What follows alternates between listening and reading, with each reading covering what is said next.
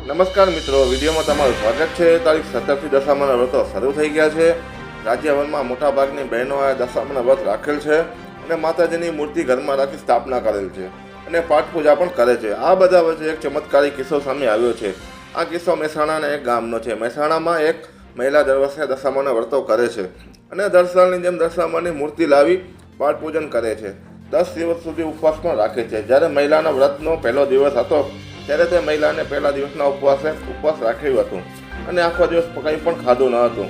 તે મહિલા સાંજના સમયે અચાનક બેભાન થઈ જાય છે।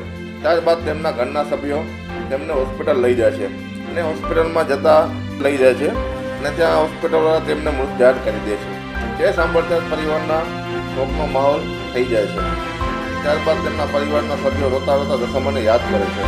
એટલામાં તો આ મહિલા અચાનક હોશમાં આવી જાય છે અને જીવિત થઈ જાય છે। આ દ્રશ્ય જોઈને ત્યાં હજાર તમામ લોકો ચોંકી ગયા હતા અને બધા લોકો જય દશામાં બોલવા લાગ્યા હતા। આ બધા લોકો ઘરે જાય છે અને ઘરે જતાની સાથે જ લોકો દશામાની પહેલાં આરતી કરે છે।